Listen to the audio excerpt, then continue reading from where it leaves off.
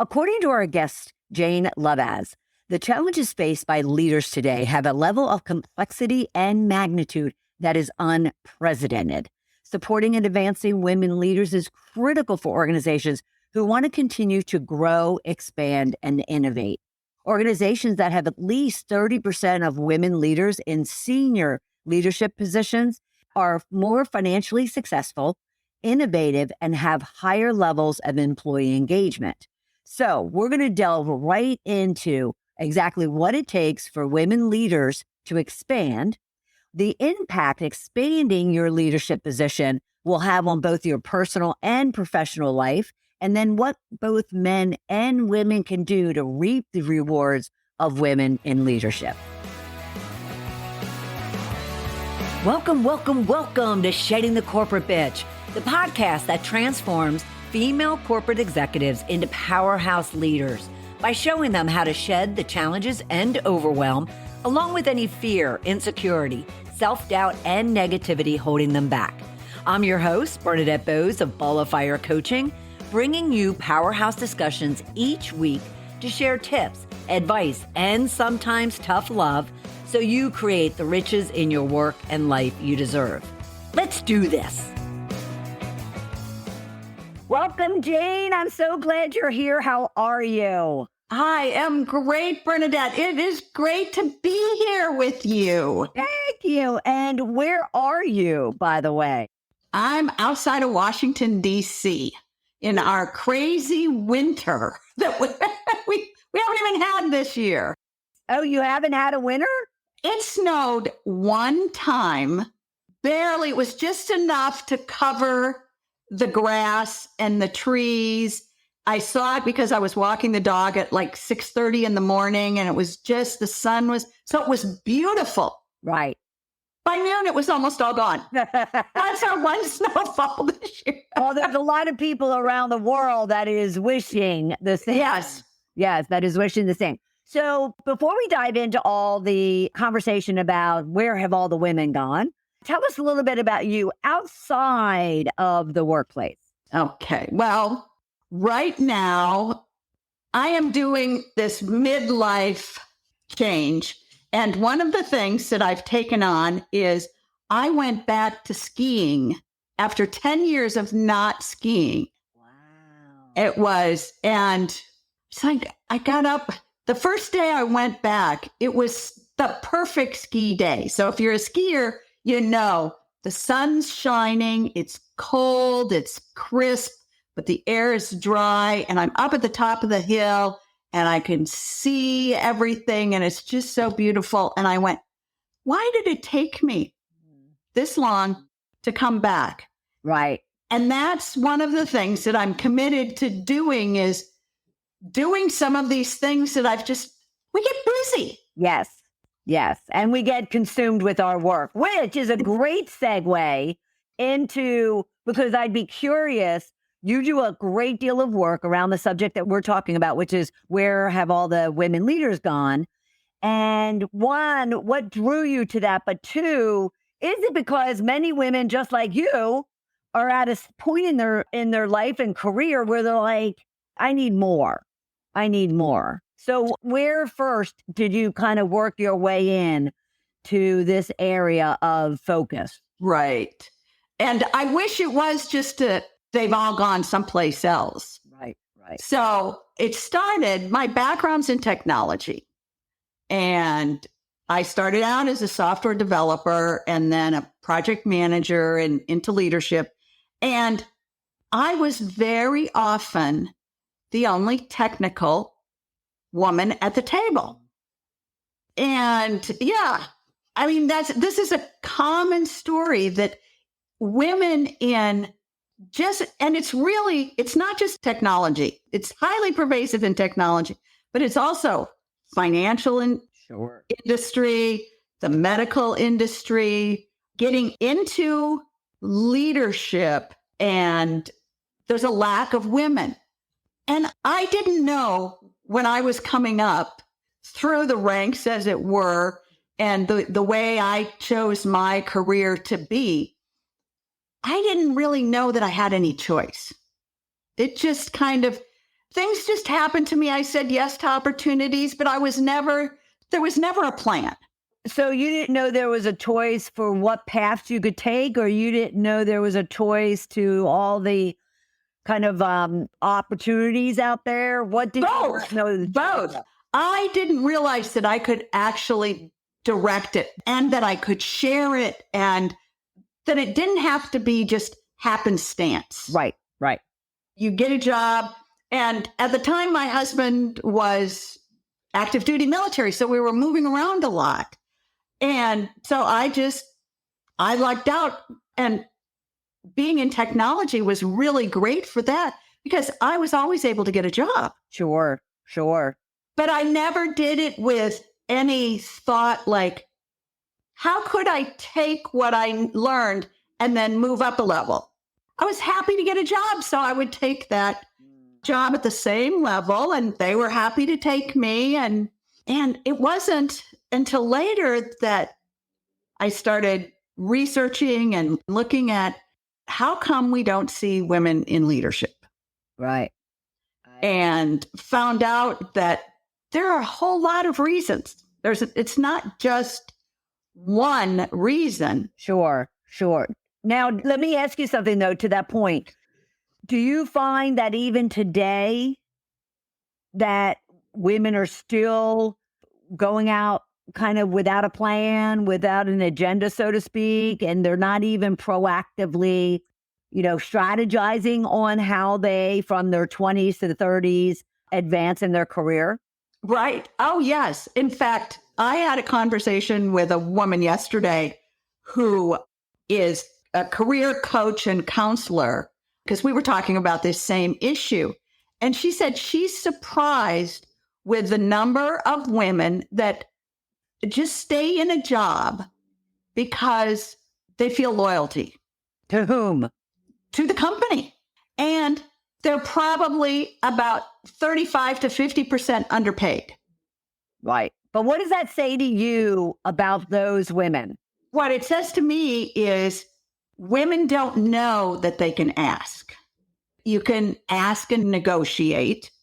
You can take, if a company does not promote you, because the other thing, and I've seen this in my life, is, oh, you're doing such a good job. We can't afford to lose you and we can't afford to promote you and we're not going to pay you anymore. And there were times I stayed and part of it's a lack of self-confidence. And that's what I wanted to get to. And part of it is we're socialized that way. Don't make waves, do your job, do what you're supposed to do. Little girls are taught this in school. Be quiet and do your homework. And the boys are jumping all around on the desks. And I totally get it because I have a daughter that's a teacher that if somebody's being quiet, it's really, it's like you have to remember to pay them attention because the ones that are making noise get the attention. Right. Squeaky wheel gets the oil. Yeah. So you had mentioned that one of the reasons is due to the fact that they just don't know that they have options. But you said there's a lot of different reasons. So what are some of the other reasons that women are just not getting the path laid out for them the way that they really should? And we need them to, so they take advantage of that 30% of increased profitability and innovation and employee engagement you talk about. Right. One of it is, and part of it's women's responsibility. Mm-hmm. And the other part is it's men's opportunity and responsibility. We know that generally we like to work with people that look like us. And there have been studies done all over the place. In fact, a company called IDEO, who does innovation work, said recently that they realized that they have been, even in when they bring people in to do testing and ideation for new products, they tend to bring in a lot of people that are very homogeneous. And they're even wondering, what have they missed now by not having the diversity? Absolutely. Absolutely. Yeah. So knowing that it's easier for us to hire people and look for people that look like us, talk like us, came from a background like us, it's really being willing to step outside of that. Right. Now, have you seen, to that point of stepping outside of that, have you seen a change in attitude and perceptions of younger men and women than the older baby boomer, stereotypical white hair, gray hair, individuals where, their generation was still kind of not fully supportive of women? Has it changed? I would love to say, yes, it has changed. And I have not seen that, for one thing, because you would think, okay, where it would change would be in startups. Mm-hmm. Yes. And women get way less the startup funding, and they're typically not on the leadership or the boards of other startups. So they're not being invited by the men who are starting up and getting the money to join them. And a group of women as a startup have less chance to get the funding. So even for everything that we're doing, there's still that it starts out imbalanced. Right, right.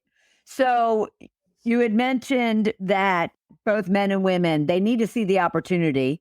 And you talk about how putting women leaders in senior leadership positions will elevate your profitability, innovation, employee engagement by 30%, if not more. Right. So what is it, now that we've talked about kind of the negative, but the struggle, the challenge that we're having, what is the reason? What do women bring to the table that everyone should be aware of, including the women themselves need to be aware of, that'll provide all that return on investment when you do put women in key roles? What is it about women? I think it's less about what, if women bring something that's so unique, is that instead it's all the diversity. It opens up all the diversity. So women grew up having different experiences. If they're married, in their marriage, they have different experiences. When they play sports, they have different experiences. So they have different experiences to bring to the table. So when you're talking about innovation, what you want is to really be innovative. You want as much diversity in thought and idea. Because if everybody's thinking the same thing and if you're having a really easy conversation on a new innovative process or product for your organization, and everybody's going, yeah, that's really a good idea, you don't have enough diversity. Right. So that makes me recount a study that I'd read decades ago about the automobile industry when it came to the mommy mobiles, the vans, the mom mobiles. Mom mobiles. And I remember this so distinctly that girls even and women would get in and there would be some features and functions missing or inconvenient. And it would be like, why? And it turns out that it was all men that were designing. And I always used to say it about the sneaker industry, because the sneakers for decades were the ugliest things with the worst color combinations. Right. And, and it turned out that it was because men were designing them and innovating them and creating them and not getting the input from women. So I don't recall the automobile company that did it, but started having focus group with women. Mm-hmm. And that's when the whole design of mobiles, I can't think of the word, was changed. So anyway, yes, women have different experiences, but what does that look like? I mean, what does that exactly mean that women have different experiences? Well, part of what that looks like is women have the ability, and part of this is what tends to make women good mothers, is they have a higher ability to multitask. And we know that multitasking is not real effective. And women have a higher, not a big, huge ability to multitask. And they have the ability to see a wider view because they've got to be able to see all those kids running around and pay attention to all of those and then to react to those. So when you bring that into an organization, they've got the opportunity to really see what's going on, be able to see opportunities that are a little bit further out of range. Men are really great at seeing what's right in front of them. Right. And going for it. And that's really great as long as that's what there is. But right now, I mean, we know for the last 4 years, and it's not going to stop when we got stuck with the pandemic, companies, so many companies, almost every industry had to pivot some way. And they had to do it quickly. Right. And that's one of the places that women have an ability to go, oh, let's do this. Because again, that's part of being a mom and part of a family. Right. Being in community. Right. Well, I can also distinctly remember, and it stays with me on a daily basis. My father, when he passed, was home in hospice. I have 11 brothers and sisters, so there's 6 boys and 6 girls. And at the very last moments, of his life, and there were things that had to be done. And I just remember it so distinctly, and it just gave me such clarity about the difference between men and women, is as it was happening and as he was passing, and we were all there, the men kind of went to the wall, so to speak, just in total, complete, like, emotion and almost like just silence. Whereas the women just jumped right in and, we made the phone calls that had to be made and we took care of my dad. And it was just such a contrast. I think those are attributes of women too that also complement men, because it's not a he, she. It's no. How do we partner together to make sure everyone, like in that room with my father, everyone was taken care of? Would you agree with that? Oh, absolutely. And organizations need that diversity too. That's the thing. It's not like we're saying to an organization, to a CEO, to a lead, you want to include more women, you want diversity overall because it would be really nice if you did that. Right. We're saying if you do that, your company is going to be more successful. Right. And there's nothing to prove it, right? Yes. What do you think are some solutions? What are some things that people could be doing for a couple of the things that I wanted to make sure I talked to you about? One, what can women do to expand and take responsibility, like you said earlier? Mm-hmm. And then how can men support that? But even how can women engage with men to get that support? Yes. And so for women, and I want to say to every woman that's listening that wants to be a leader, even if they've never thought about being a leader, you're always a leader. And 2 of the attributes that we see consistently that support powerful leaders is authenticity. And authenticity does not mean spilling your guts about everything in your life. It's so true. It's so true. But it is about being authentic about what's going on.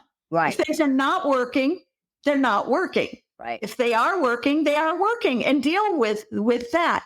So authenticity is one of the key points that women really bring to an organization, and that we also need to own it. That's the other thing. And community and communication.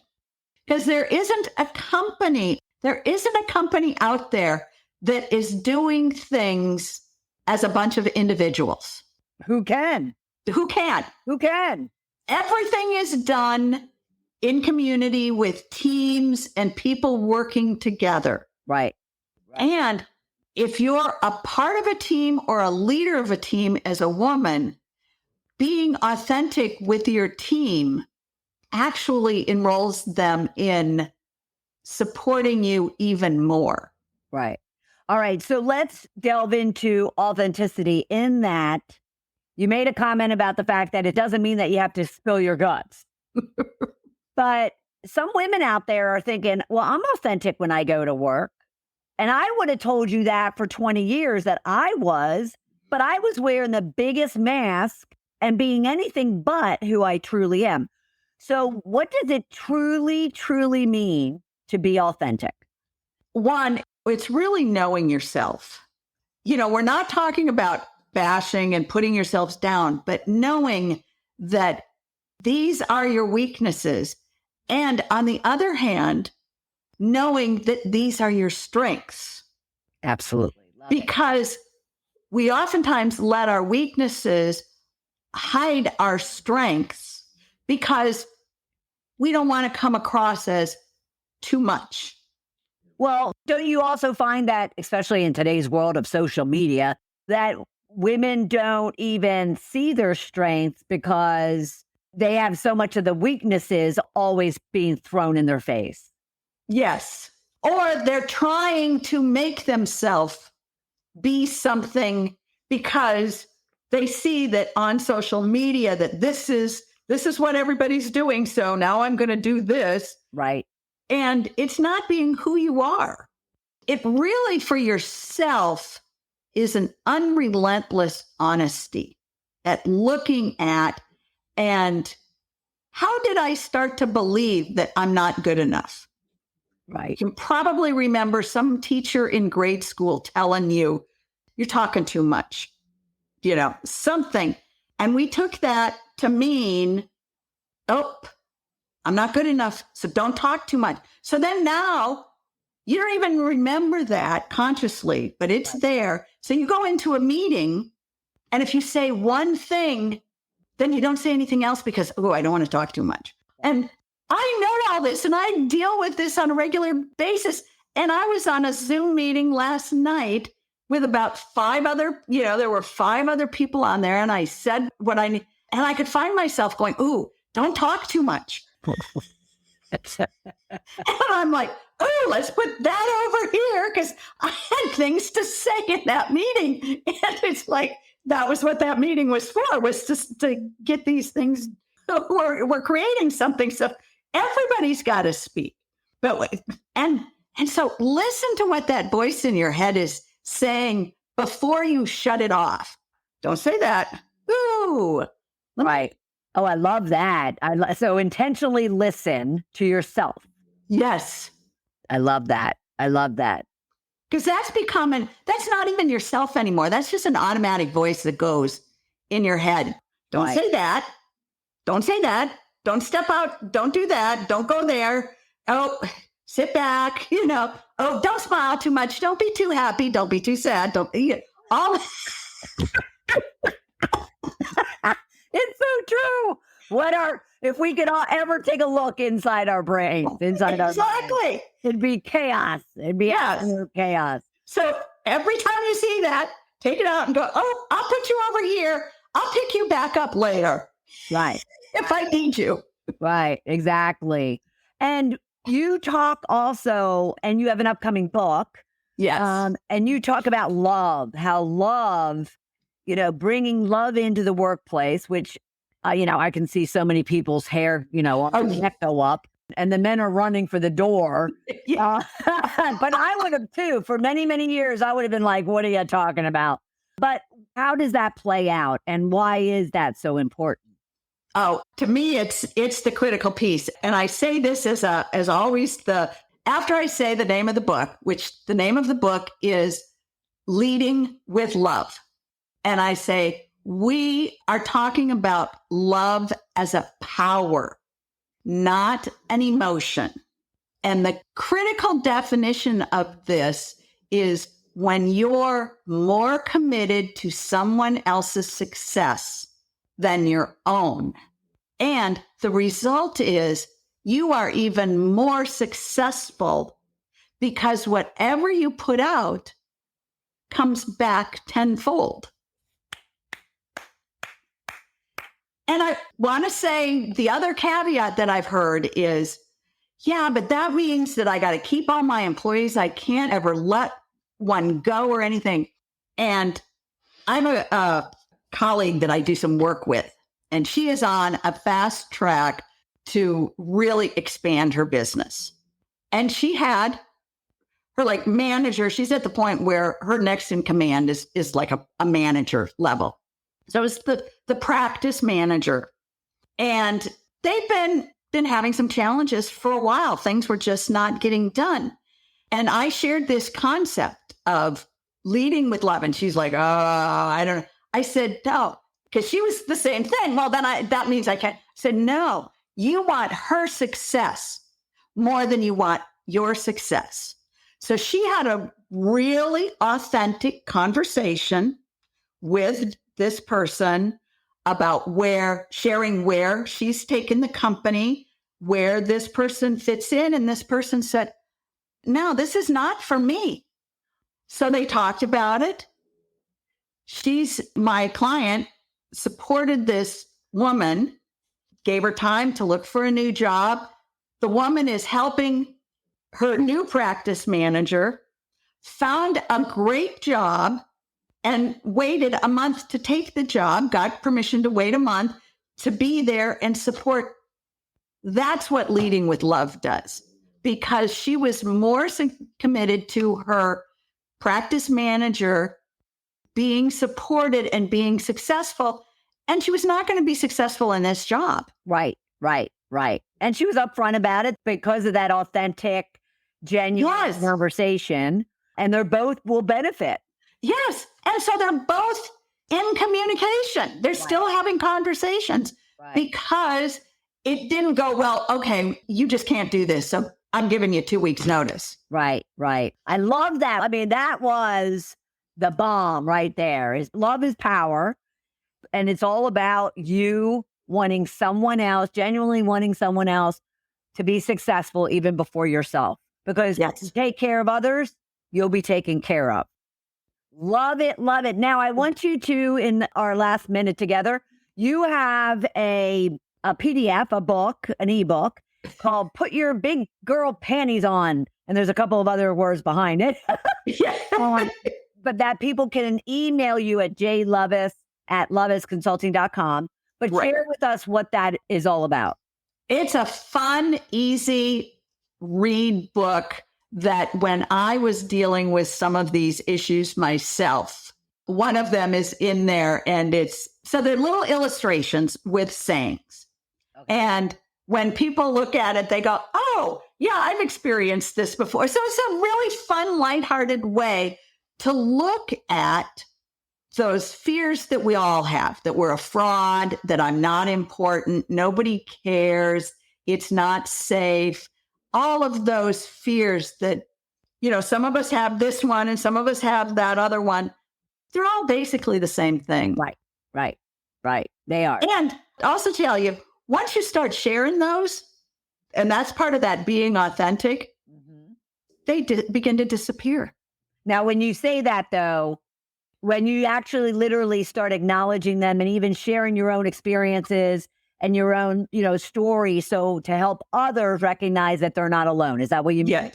Well, and even in conversations with somebody that you want to work with. Now, you don't just blurt it out. Right. But you can say, oh, I was really nervous to call you. Sure. I was afraid you would say no, or, I have this story that I'm not important, so I didn't think you were going to want to talk to me. Right. And the amazing thing is the number of times you get, oh, I have that too.